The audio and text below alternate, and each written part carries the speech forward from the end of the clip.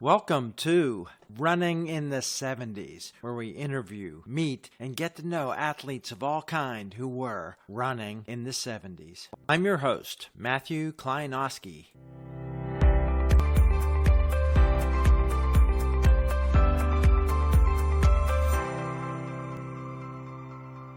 Today on the podcast, we're back in Pennsylvania with someone who's been in the sport since the 70s, but just started casually and didn't know that running would become a giant, complete part of her life, instrumental in changes in the sport in terms of women running in the Olympics. And of course, the Runner's Gazette for decades. Many of you may have read your own name or other people's name and followed the sport. Welcome today on the podcast, Freddi Carlip. Hi, Freddi. Hi, Matt. It's wonderful to be here. Let's introduce you with your personal origin story of growing up and your outlook on athletics. What was life like when you grew up, and what was it like for a woman and being a sports person at all? Women, when I was growing up, which was in Northeast Philly, just didn't do sports. And if they did, we looked at them as if they were odd. Our lives were about social things. I had no desire to do any activity. I was terrible in gym. People made fun of how I ran. And when I had to run, like getting a bus or something, I had no interest whatsoever. Women at that time weren't encouraged to do any kind of physical activity. What high school did you go to? I went to Northeast High School in Cottman and Algon in Philly. What happened with you after high school, starting a family and what you were doing? I graduated from Temple University with a degree in teaching, which was very common then.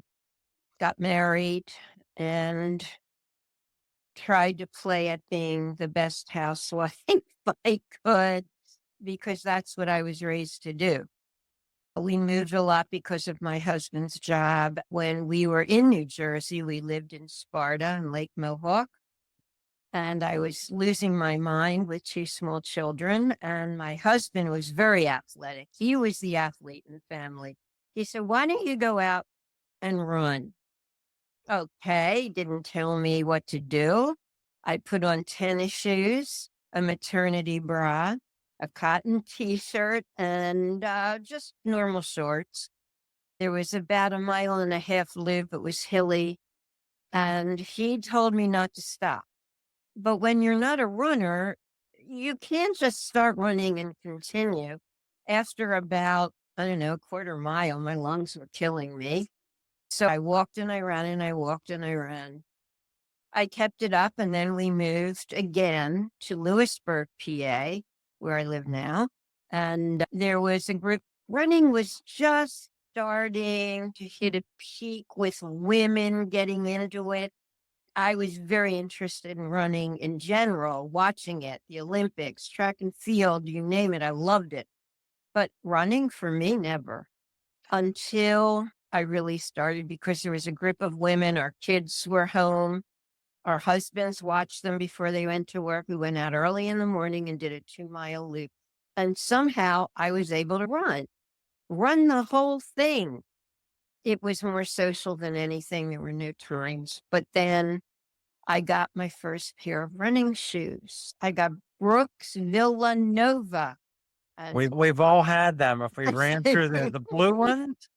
Yeah. Yeah. They handed those out at IUP. Everybody got a pair of freshman day. Yeah. This was 78, 79, your first Yes. 2-mile loop. Yeah. Okay. Yep. And what about the memories? Just give me one memory as a fan of track. Was that for you before the 76 Olympics? What do you remember the first kind of fandom? The 72 Olympics. Okay. Right. Of course, there was tragedy, but I remember watching Dave Waddle with the white cap, and I just loved watching him run. I remember watching women, but I don't remember the names as much because they weren't featured as much. I watched the 76 Olympics, I watched track meets, and then kept doing that, and it just sparked something. And the what they called the running boom was starting in the late 70s, Jim Fix. The thing was to run a race. And after running only 2 miles socially, there was a 10K that was being put on by the JCs here. We thought, okay, we're going to go and do this race. Never run more than 2 miles. And everybody the group of women, out of the group of 5, only 2 of us decided to do it. Our husbands were in it, but of course, we were in it by ourselves. We talked, we walked. It was very hilly. We ran. We got almost to the finish. We were the last 2 women. That's great. Do you remember anything about the admin of that race? Do you remember, was there a fee, a T-shirt, time There, to pick? Yeah. there was a T-shirt, the Bull Run 10K. There was a fee, nothing like the fees today, maybe $5. Yeah. The age groups for women were terrible. Not that we expected to win, but there was under 35 and over 35. That was it. But that didn't For the matter. dating, maybe that was for the dating profile of all the men there. You're right. You're right. But boy, were we proud of ourselves. And that was my opening. Yes. How did you feel after completing 10 kilometers run, walk, and did you think you'd run another race? I didn't at that time. It hurt too much.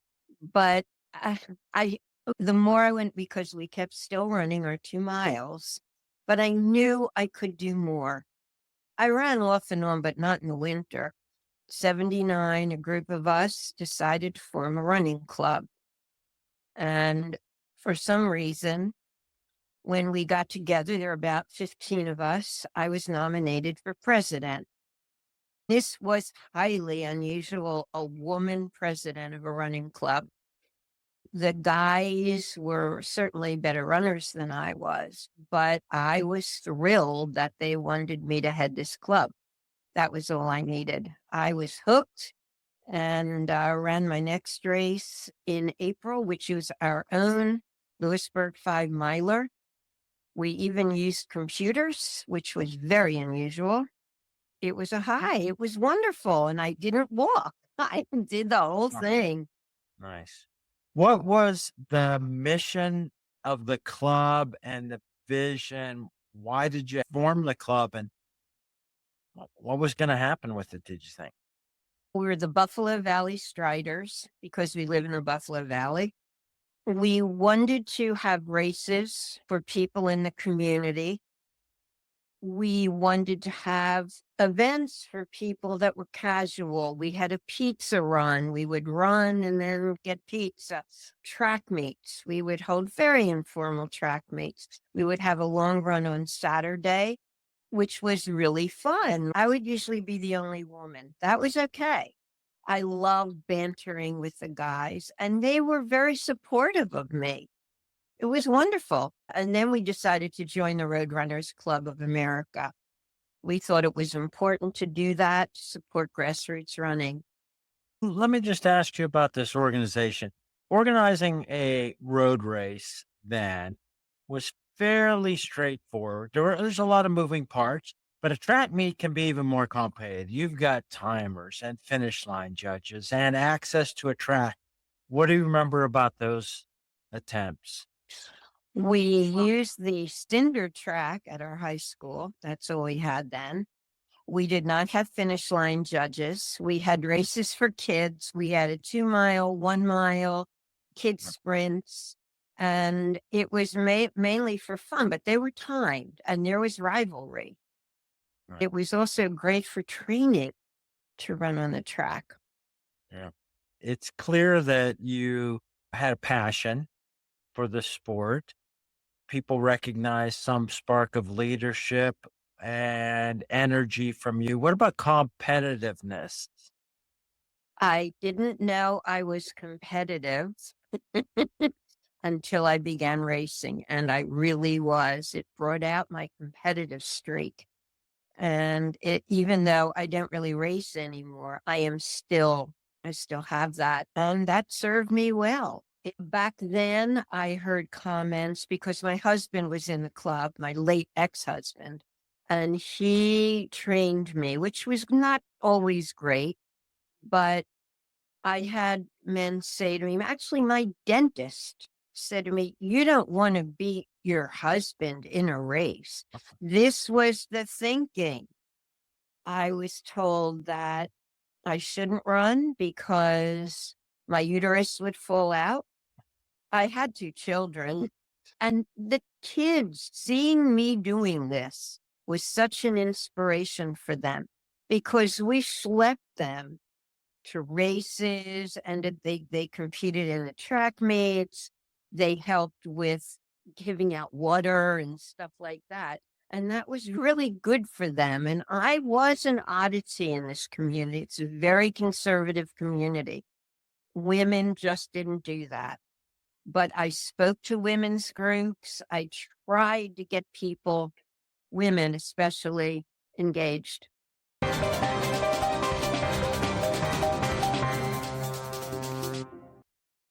Let's talk just about in 1980, the boycott. How was that? What was going on in life then, and how did that look to you? I was very upset.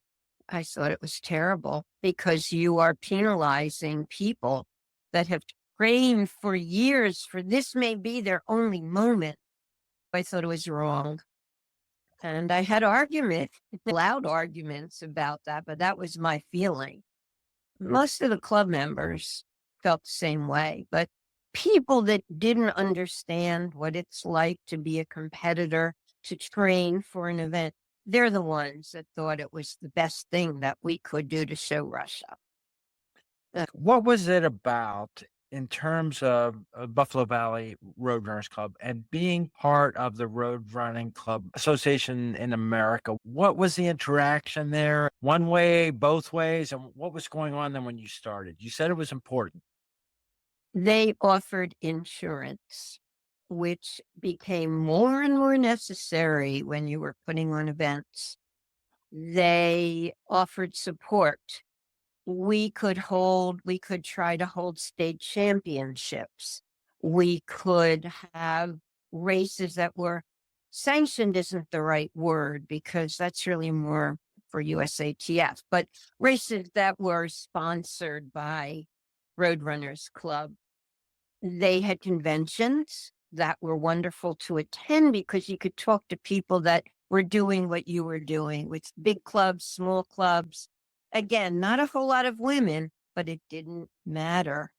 Plus, we had state representatives, RRCA state representatives all over the country. I was chosen by, I think it was Harold Tinsley, the past president, to be the Pennsylvania state representative.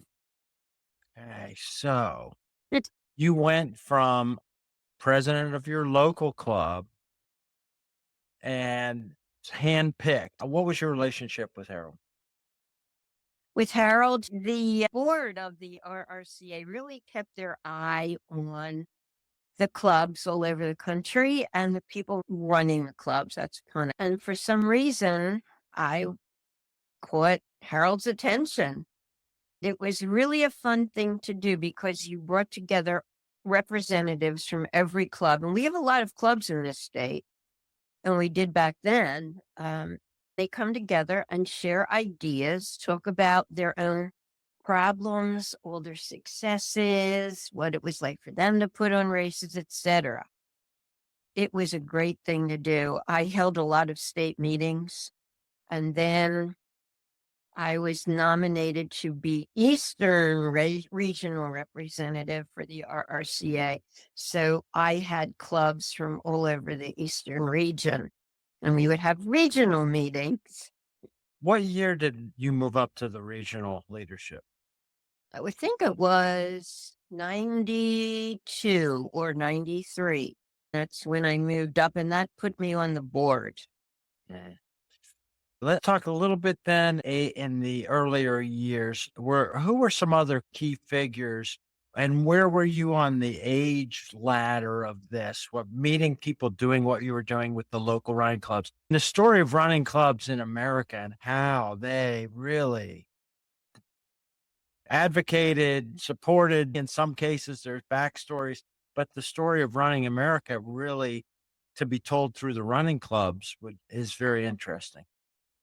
I think the running clubs are what boosted running, not just watching the Olympics or hearing about Bill Rogers and Mary Decker and Joan Benoit, but about saying, hey, I can do this too. I can be in a race and I can just run with other people and not feel that I'm not good enough. That was especially true for women because many women would say to me, I don't think I can do this. People will look at me in shorts and jog bras. And you really learn to leave all those notions behind and just go out and do what you do. So running clubs, I think, boosted the running boom in this country. Absolutely. Just one little bit of the identity. You talked about discovering your competitiveness. We have these roles that we're all lots of different people in different roles. You were a mother, a wife, a teacher, an executive in the club, and the Eastern region was not the end of your leadership climb there. I just want to talk about your identity change over there. Did you notice changes in yourself with the running, with the competing, with the leadership? What were the more significant moments or milestones for you? Running gave me confidence. It was always my husband who had the spotlight. I didn't work per se until we bought Runner's Gazette, because once I had children, I stopped teaching. So running gave me confidence. Also, that confidence carried over into public speaking and being able to talk in front of a group. It helped me on the roads, all that confidence. It helped me in daily life. I was not as afraid to do things, to take a chance. And there's a quote I love that I always think of: take risks. You're better off than being bored. And sure, you can go along, but if you don't take risks, I'm not saying something big, but in your own life, then if you don't take those risks, you don't grow. It's nice. We had gotten you up into the early 90s, but Runner's Gazette, you got involved fairly soon after running. You knew about running. You had become a runner. You were a runner in your mind by then. Yes. So was it 1981? And why was Runner's Gazette available? Runner's Gazette started in 1976, September, by Ed Gilday and Hayden Gilmore in Lansford, PA. Friends of ours who were runners, when we moved here, and when I started to get into running, you should subscribe. And so we did. And I even sent in an article or two about our local races. That was how we got involved with it. And then maybe it was 80, it was for sale. Talk about taking risks. Yeah. Somebody bought it before we could buy it from it. It was then in Medford, New Jersey, Medford Lakes, New Jersey, owned by Joe Wiggins and Harry Wiggins, I think his name was. And it focused mainly on New Jersey. And they did it for a year. And they put it on the market. So Harry and I said, let's do it. That was scary. Although I've always wanted to be a journalist and I love to write. Never owned a newspaper before, and we got no help. Joe said, here, she gave us a shoebox of subscriber cards, 3x5. This is really before computers. And that was about it, a couple of ad leads. I can imagine. It was scary to go ahead and do it. How scary was it for the first few months actually doing it? It was very scary, only because I loved to write. So now I had a platform. The mailing of it was the hardest part, really. We used a typesetter. We bought a typesetter, free computer, CompuGraphic. A friend of mine and my mentor in journalism, Marcia Gorey, had just lost her job at the local newspaper, and she offered to do the layout. How And lucky was that she oh, lost her job? I know, I know. And she did it. I would give her like all the rolled up copy and say, here, but make it a newspaper. And she did. Well, She stayed with us for a long time, thank God.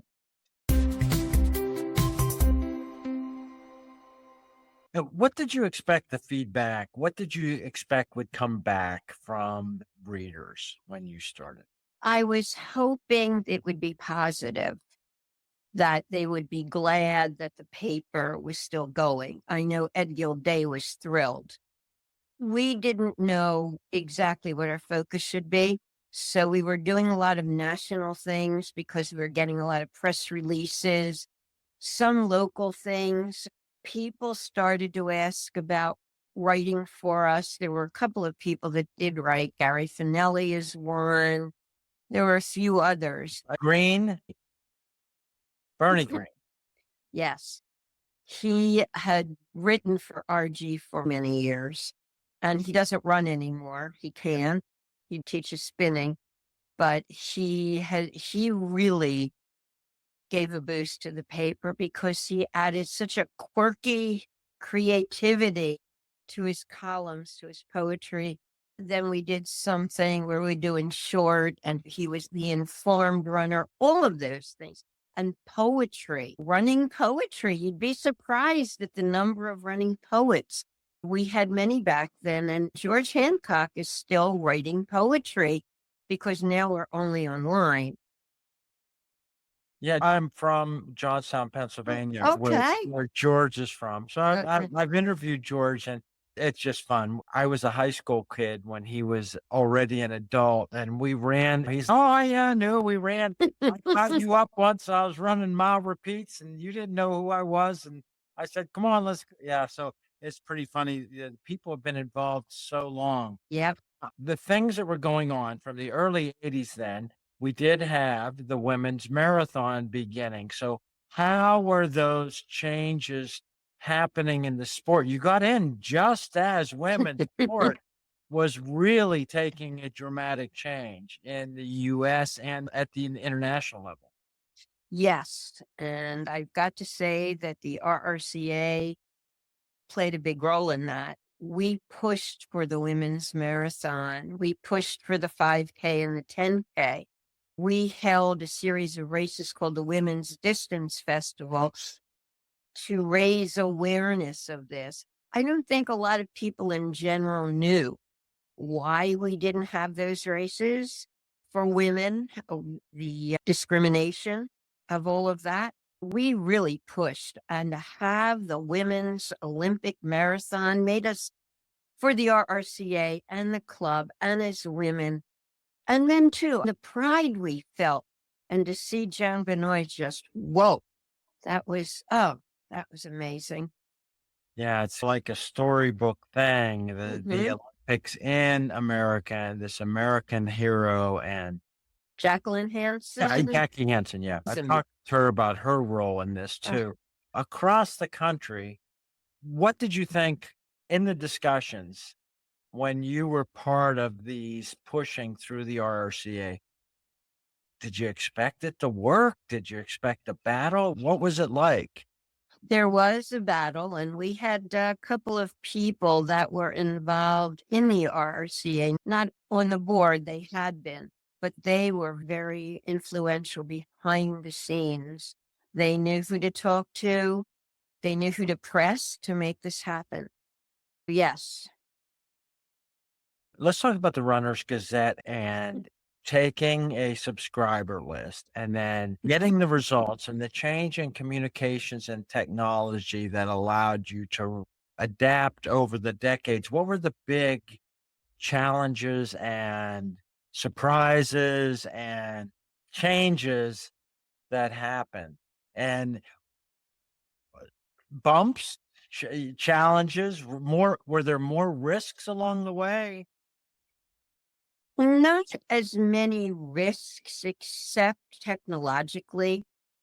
We couldn't even find a printer, but we did. We found the Danville News in Danville, Pennsylvania. The publisher, Don Jeffrey, took a chance on us, and the people that worked for him have become very good friends. What they did for us was just incredible because we didn't know. I didn't understand what a halftone was. I didn't understand about non-reproducible pens, all of these things, layout sheets, light tables. No one that's not in the business would have thought of that. So the hardest part was learning on the job, so to speak, but luckily having mentors to help along the way. When we switched in 86, we got a computer. That was my husband's field. It was as if we moved into the sunlight.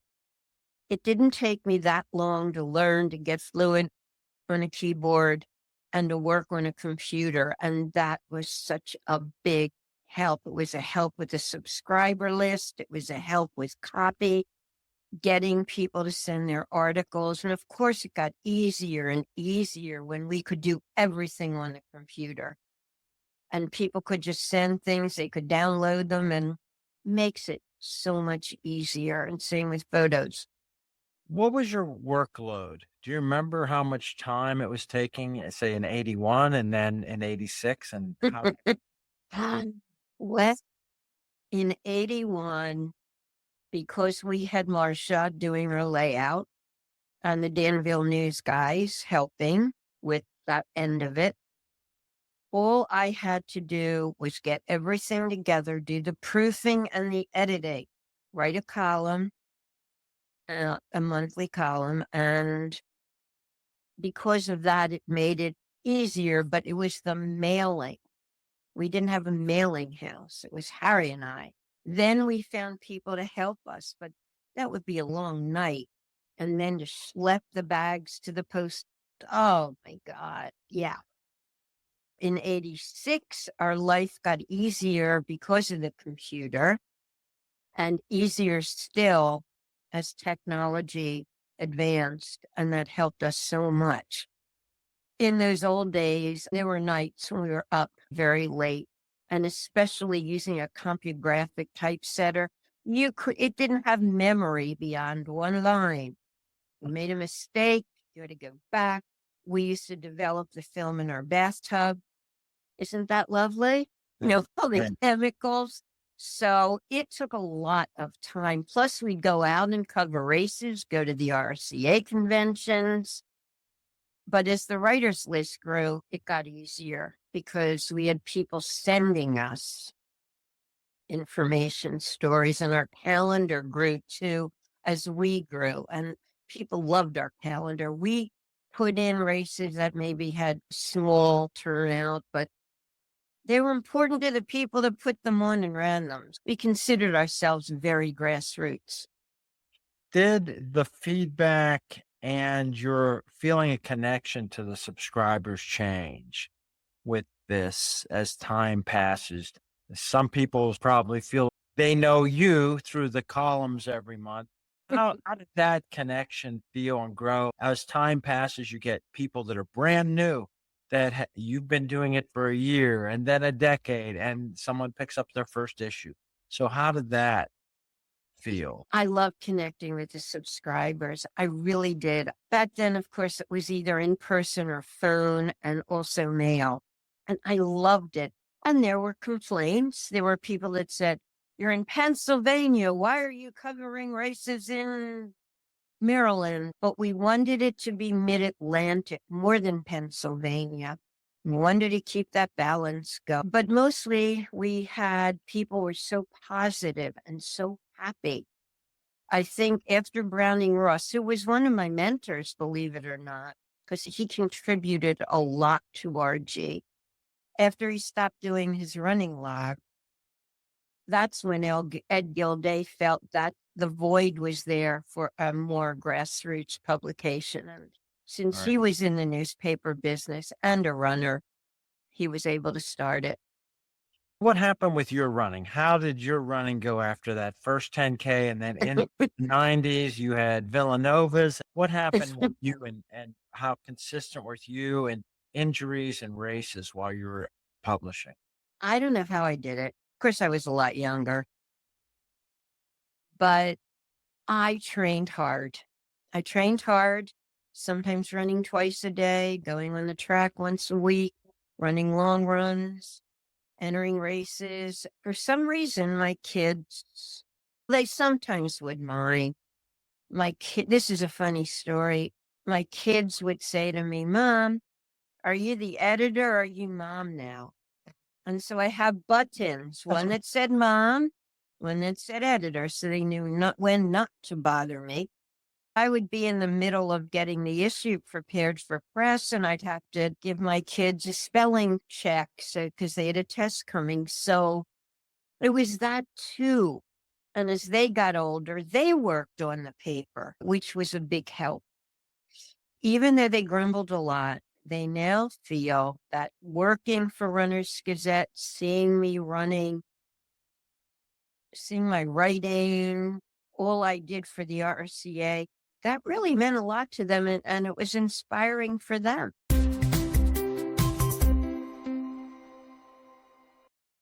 Let's talk about your run in leadership of the RRCA and the local Buffalo Valley Running Club. How long were you head of that?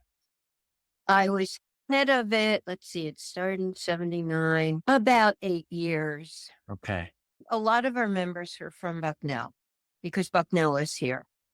And they would move on or they would get injured. And the club started to lose members. We tried to keep it going and other people took it over, but it was never the same.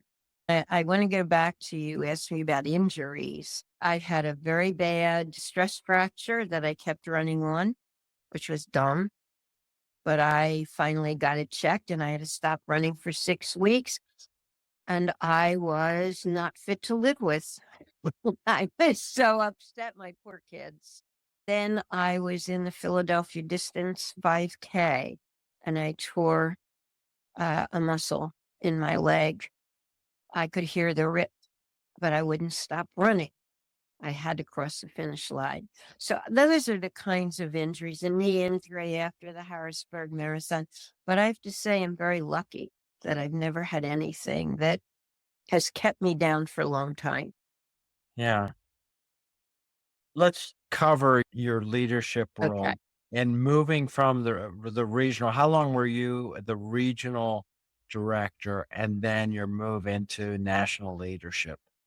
I was regional director for 2 years. You have 2-year terms only. We have term limits. Then I ran for VP. Then I was elected to vice president. And the normal progression would be for president, and it was. And in '04, I was elected president of the RRCA, and that was momentous. Or no, 2000, I'm sorry. Term was till '04. Yeah. Let me just get this. There's some organizations like Toastmasters. There'll be a slate of second vice presidents, and one of them becomes first vice president. Once you were vice president, was it normal to go on, or was there a competition at that level? You basically were, it was yours not to mess up and keep going? Yes, Okay. yes. Who were some of the names people might recognize from that time of the late 90s who were involved? Known names, runners, elite runners, or names that you interacted with before you took leadership? Yes. Don Cardong, who was president. Actually, I took over from him. Henley Gabot, Bill Stewart, Jeff Darman, Carl Sniffen, Jerry Kokesh. These are names that go back a lot of years. Larry Rawson was on our board. Any women in your list? Henley and Jane Dolly was president. Okay. Nancy Hobbs, she's very big with ultra running. Laura Kolsick. There were more men, but there were women also. Yeah. So inside the RRCA, as the role of taking over as president, are you supposed to have a vision? You're supposed to maintain? What is your charge and how risky or scary or fun was that? It is to maintain and to have a vision to move forward and how to move forward. And I did. I had to give an acceptance speech and I laid it all out in that. Catherine Switzer was the keynote speaker at that year when I was elected. And she's a good friend, and she was then. So she was thrilled to have me do this. And she loved my speech. I can't even remember it now, but it was scary running my first meeting. Not that I didn't know how it would go, and I knew everybody. It was easy because, again, I had people that were very much behind me and they wanted to see me succeed. It wasn't as hard as I thought, and I really got into it. I had to travel a lot, which I didn't mind because that meant I got to meet people. I loved meeting people in clubs and I loved the conventions because we could do that. We did have some problems down the road in my tenure, unfortunately, and it did cast a shadow on my leadership. I have to thank Tom Ford. He was very big in the Delaware area and running. He was my treasurer. And thanks to him, we were able to get beyond it, bring the club together again, and move forward. But that was a very hard time. I was going through a divorce. I had this to deal with. Oh, Wow. but I'm through. Well, let's talk about the sport itself from that Mhm. term. You were fully in it from the early 80s. And of course, through then, performance enhancing drugs came up in North America and all over the world, but certainly in among some of the superstars and the cereal box types. How was that something that Gazette dealt with, and the RRCA compared to the ATF as a regulatory body? How did all that fit into the mix? We put out statements. We were against it and position papers. We couldn't do more than that because that would be USATF and WADA. We worked with Frank Shorter on that because he was very active in WADA back then.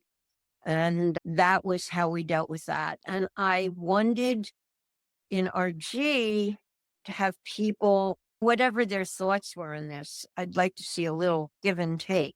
Most people were against it, but they love blood doping for some reason. Because of laissez viren, they all wanted to try blood doping.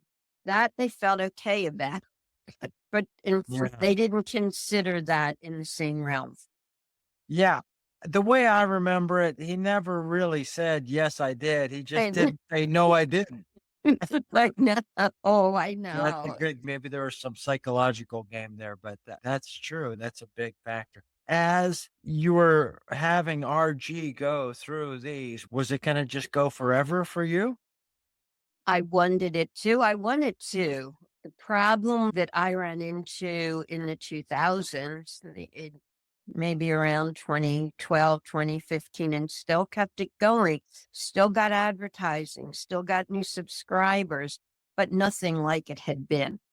The costs for mailing were through the roof, and it was getting harder for me to just try to do it all.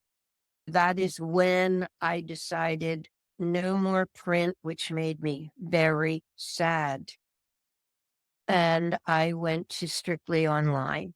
And I've got to say that Clay Shaw and Karen Mitchell have been by my side with that. And Clay has been with RG almost since the beginning they do amazing work. And I was Miss Road Manners, which I still am. Miss Road Manners. Tell us about it, where the idea came from and what it was like. Miss Road Manners. This was during the time in the 90s or the early 2000s when we had the Penguin and we had the slow running movement and we had people that did not know how to run in a race, run on the roads, run on the track. I was then vice president of the RRCA, and Don Cardong said that I would be great if I could do something with this. So I just developed the persona of Miss Road Manners based on Miss Manners who writes etiquette. I wore white gloves with my running clothes. When we had our RRCA publication footnotes, I would write a column of Q&A, and at first I had to make up the questions. That would be ongoing. I would use the RRCA and RG to talk about Miss Road Manners. I wrote a whole list of Miss Road Manners on the road, track, and trail. Most people were very happy to see it. Some were not. I got a lot of not nice, I'm not going to say hate mail, not nice email and comments from the slower runners group. They felt they were being attacked by fast runners, and they were just happy to be on the road, but I never said they shouldn't. I also got questions about running with baby joggers and not being careful, because when I started racing, my kids did not go in a race with me. They either had a sitter or someone watching them at the race. People didn't like that. There was a column in the New York Times. They were writing about all of this and how these slower runners were saying very disparaging things about me. One wanted me to trip over something in a race. Oh my God. That I saved, yes. All the way from the beginning, everyone who's run high school track knows you're doing an interval and somebody's in the way, you yell track and people move back. And when we're talking about this basic stuff that people who were not ever training might not be aware of. And you took a kind of a lighthearted approach to say, let's talk about this stuff. Yeah. You can hear the animosity because, one thing that reminds me, I remember maybe it was the Barcelona Olympics, the opening ceremony. And I remember watching it and said, okay, here's something that everyone's going to agree on. That was just great. And I opened the paper the next morning and the headline was, what a bunch of rubbish they did. So there's always going to be another angle and someone not appreciating. How did you deal with those? I kept the persona going and tried to keep it light and didn't get into a contest going back and forth. I said, you're entitled to your opinion, but here are the reasons you have to be careful on the road. It's for your sake and others. I had the Penguin, John Bingham. Who was it? Actually, was it the Marine Corps Marathon? I think so. Maybe it was at one of our conventions. They were going to do a head-to-head. I can't remember the guy's name. He wrote for the Washington Times because he was an older runner like me, and we remember. But they were very good about it, and I was the moderator. They wanted me to keep peace, and that was really fun because you're keeping a lighthearted approach. That was the important thing, but people felt like they were being attacked, and they weren't. John Bingham was very supportive of my comments, but I could not believe the number of people who didn't understand basic common sense. That's what it was all about. I didn't know any of that when I started running. Why did I know to run against traffic? And now when I'm out, I see people running with headphones with traffic. Headphones are another one. That was something Miss Road Manners also didn't approve of. You can wear a headphone. You need to keep one ear open, and it is driven by women's safety. Yes. Not courtesy. You're right, it is. Yeah. Yes. I love doing Miss Road Manners. And even after I'm no longer president, I was still doing Miss Road Manners. And I still do it. If people want Miss Road Manners to write something or help with something, she will, because I loved it. It was fun, and it was spreading a very important message. Yeah. I always thought it should be a morning cartoon. Great idea.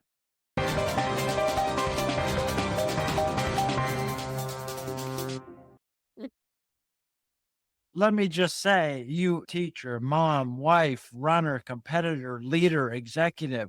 How about pioneer? Do you feel that fits you? I think it does. Now, I didn't at first because I didn't know what I had done to deserve that. But now I have certainly come to believe I am a pioneer, and I'm grateful to have had that opportunity.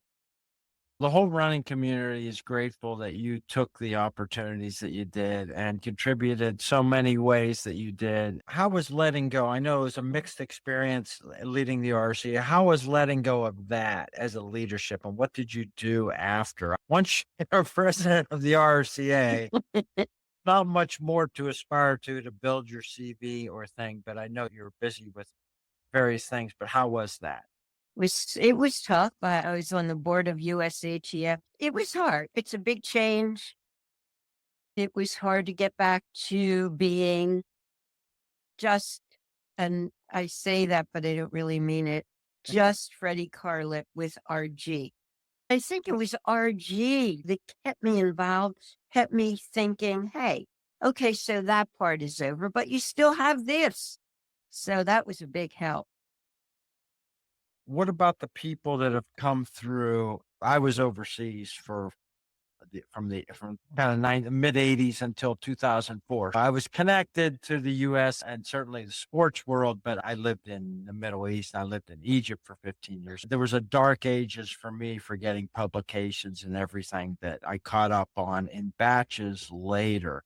At what point did you think about the legacy of RG, what you had accomplished, and you could see the inevitable changes to print is just not a feasible thing for so many print entities in any arena. How did that go? And is that part of your identity as a publisher, as a writer, as a leader, all that morphing as we all do over our life? How did that go as you see the changes, and how do you feel about the legacy of it then? I feel good about it. I don't feel my work is finished. I don't dwell a lot on what I've done. I can look back and say, oh my God, really? I know it's there. I've been asked about writing a book or writing a memoir, and I've thought about it. But I'm busy now, still involved not only with RG, but with another big running project called Starting Line 1928, which is about women running pioneers. And there are three of us: Cindy Kuzma, Kara Hawkins, Jedlicka, and me. And it's under the auspices of Gary Corbett. We interview running pioneers. I was interviewed by one of our people. We talked to them about what you're talking to me about, because there are so many women runners beyond Catherine Switzer and Joan Benoit, Greta Lee, all of them, that people do not know about, and especially African American women who have done so much. So that is our focus. That also brings me a lot of joy to be able to do that and keep working, not only in the sport, for women. My understanding is it's an oral history approach to capture and share. Who thought of it? And how did 4 or 5 people come together and get started? Gary Corbett, he and I have worked together over the years a lot, and his father too. I'm happy to say I can call him a friend. Gary and Ted is so much like his dad. He put the call out, are there any women that would like to do this? And explained it. He had already wanted me to do it, so we were looking for others. There was another woman involved, but she, due to constraints of her job, had to drop out. So it's basically just three of us, the three women. We meet once a month on Zoom. We go over women that we want to talk with for upcoming podcasts. We also do a written synopsis, and we use pictures. Kara and Cindy are much more technologically advanced than I am. They're also much, much younger. I've done intros, but they record everything, get it all ready, make it more professional than I could. Is there anybody that stands out among the people you've talked to that says, boy, that's somebody that a film needs to be made about? Ken Burns needs to take this. There's so many people that have had influence, like you, the number of people you've personally had an impact on. And some of them you probably are not even aware of. But some of the people, that have that mix of personality, charisma, timing, and impact. Is there anybody that the people listening here say, oh, that's who I want to go listen to among your stories? Who are some of the highlights? I can think of Jackie Hansen as one. I wish I had the list right in front of me because my mind is going blank. Elisa Harvey. These are women that should be better well known than they are. Oh God, there's others that I cannot think of right now off the top by all of them. What some women have overcome to get where they got in the past. They've had so many hurdles. I think it's inspiring for men, women, anyone. It's not a kid's telling, it's a mature approach. But how young do you think is a good audience for that? This is our audience is targeting younger women or men or transgender, whatever you are, so they can learn our history, which is very important to me because so many people don't know, runners that don't know running history.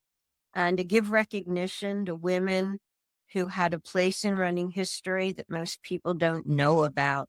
And I would say the target audience would be younger runners, but we want every runner to be inspired by these stories.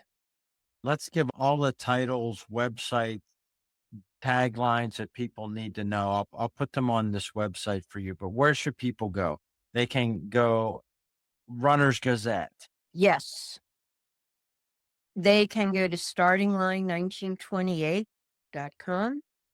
They can find us on Instagram at Starting Line.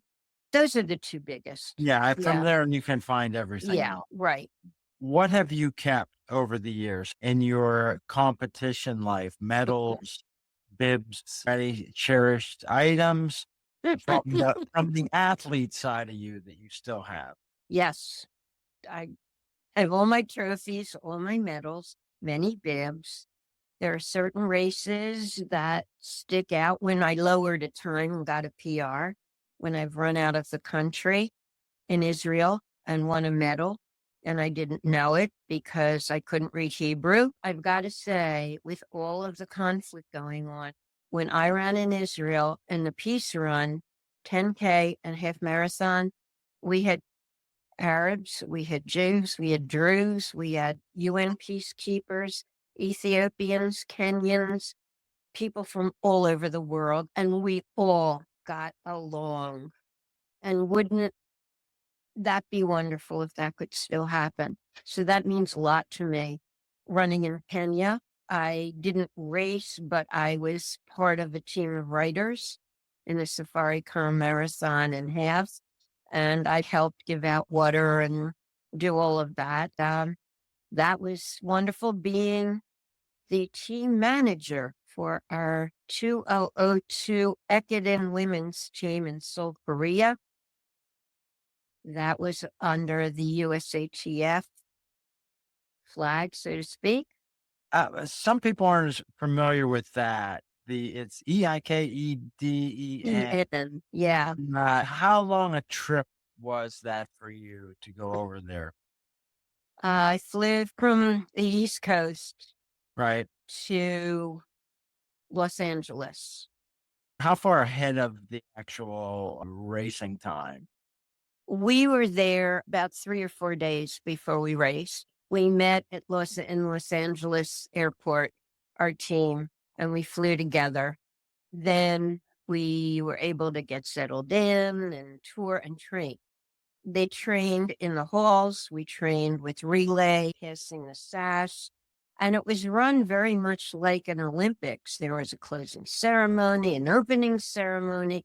We're wearing all these official clothes. It was really exciting to be with women from all over the world, people that I might not associate with in general because I just don't go to their countries. A lot of Soviet bloc countries, and we all got along. The coaches, the Ukrainian coach gave me a bottle of vodka to take home. It was just wonderful. This is Yeah. where you learn to be with people that aren't always like you, may Yeah. have the same passion for the sport, but are different and have different cultures. Yeah, this thing that we've shared is the challenges of being runners and things. That's very interesting. I did a triathlon in a lot, and I got a medal too in my Oh, age group.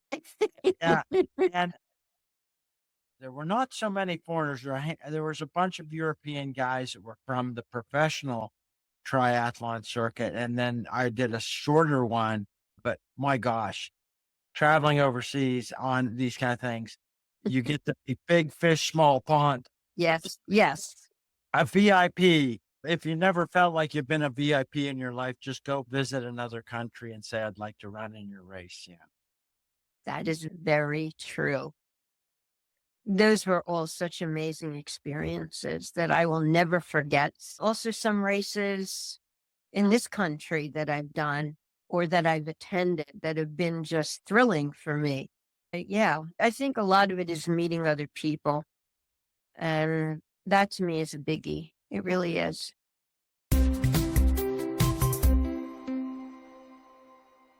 Freddie, I've wanted to talk to you for a while. I'm glad we finally connected. When you talk about somebody for some reason saw something in me, it's obvious talking to you.